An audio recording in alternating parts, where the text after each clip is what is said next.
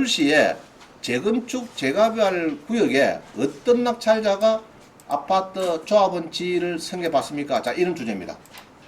이거 조금 고급 문제인데, 자, 재건축은 어떤 경우냐? 자, 이야기예요.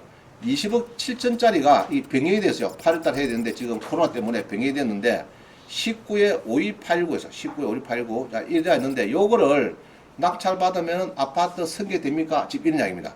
자, 그래서 19에 5289입니다.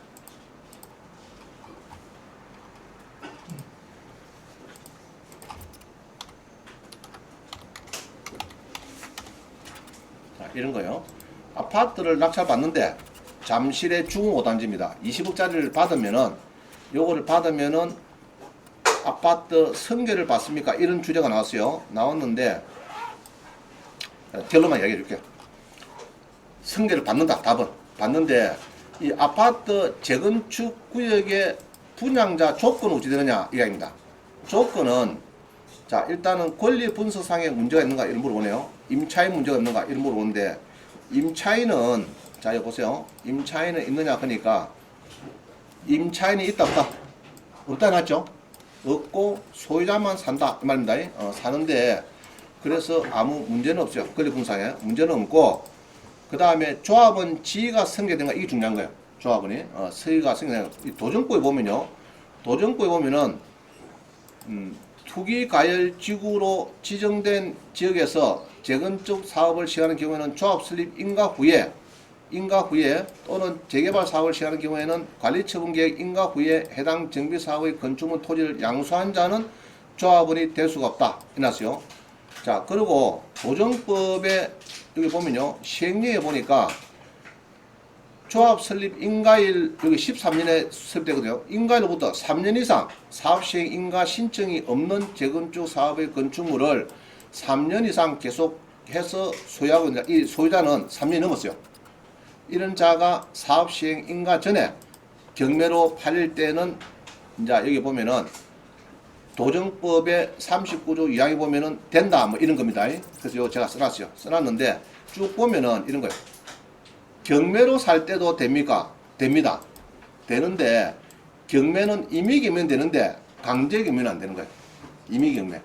은행에서 경매할 때 조합원 지위를 받을 수 있다 이런 건데 요거는 조금 좀 고급 문제인데 일단은 금액도 크고요. 그러나 담보대출이 되는가? 요거는 10억 초과라서 안 된다. 토지거래 허가를 받아야 되는가? 자, 우리 경공매는 토지거래하고 상관없어요. 토지허가는 상관없으니까 경매는 상관없고 공매도 거의 상관이 없어요. 그래서 요거는 다른 문제는 없어요. 그럼 조합원이 승계되는가? 이게 중요한데 요거는 도정법에 의해서 찾아보니까 이거는 경매는 경매인데 여기는 해당이 안 돼요. 왜냐 그러면은 금융기한 경매 아닙니다. 자, 한번 보세요. 이 경매가 누구냐 그러면요. 이 경매가 어떤 경매냐 그러면요. 쭉 보니까 이 개인의 경매입니다. 장용수가 경매 넣었다 이 말입니다. 알겠죠? 그럼 은행이 아니니까 요거는 이제 경매 쪽 가지고 호수를 갖고 요게 5호를 가지고 답은 안 됩니다. 안 되고 여기에 있는 2항에 1호에 보니까 조합 설립 인가일로부터 3년 이상 사업 시행 인가 신청이 없는 재건축 사업 여기 해당되거든요. 그럼 여기 해당되니까 요거는 조합원의 지위가 승계된다 이 이야기입니다. 그래서 한번 찾아보시면 되겠고요. 자, 그 다음에 봅니다. 서울특별시 재개발 구역에서 아파트 분양 대상자가 됩니까? 자, 요것도 중요합니다. 이런 낙찰 받을 때 아파트 분양이 되면은 상당히 매덕 오르거든요. 좋습니다. 오르니까 요새 뭐 청약하는 것도 그렇죠. 그런데 아파트 분양 받는 거는 어떤 걸 봐야 됩니까? 자, 결론이 이래요. 은평구 가련동, 은평구 불광동 이런 데 다가구 주택이 있습니다. 있는데 이런 것들은 이제 쭉 찾아보니까 서울특별시 조례에 36조에 나와 있어요. 조례에 아파트 분양해 놓은데 특히 이런 거예요. 무허가 건물도 여기 해당이 되면은 아파트 분양권 주겠다. 주택만을 소유해도 주겠다. 다가구 다세대도 주겠다. 뭐 이런 게 있어요. 있는데 여기 잘 보면요. 총 면적이 토지만 소유인데 총 면적이 90제곱미터. 도로도 준대 도로. 도로도 90제곱미터. 27평이 넘으면은 아파트 분양 준다. 자, 그런 얘기입니다. 그때 저 도움이 되는 거예요. 자, 그 다음에 권리가액이 공동주택 분양가 이상이면 준다. 자, 그 다음에 이리 쭉 주는데, 나머지는 현금층 하겠다. 자, 쭉 9개 적어놨어요. 요거는 도정법에 우리 서울특별시 도시비 주환경정비 조례 36조로 옵니다. 6조에. 6조에 보면은 무허가 건물도 주고 짜고 요는 이제 들어가는 방법을 다 써놨죠.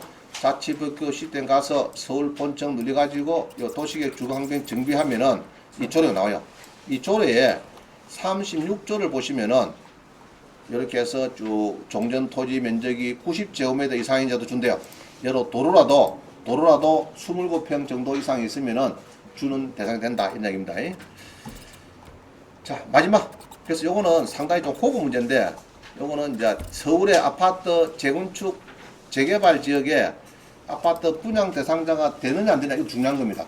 그거를 따질 때는 재개발은 서울시 도시정비조례 36조를 보시면 되고, 재건축은 도정법의 39조 2항을 보시면은 여러분이 이제 해석이 됩니다. 시행령, 요거를 보는 게 낫겠네.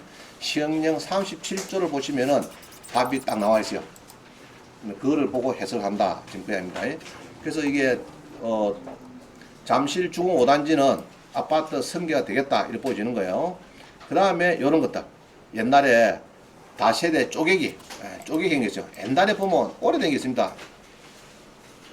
요거도 그냥 치하됐어요. 치하됐는데 요거도 다세대가 옛날에 쪼개기 해가지고 여기 해당 보면요, 쪼개기 한 것도 됩니다. 쪼개기 승계가 됨으로 투자등록되죠. 97년 이전에 구분 등기로 쪼개기 한 다가구 주택은 아파트 분양 대상자가 된다. 이 이야기입니다.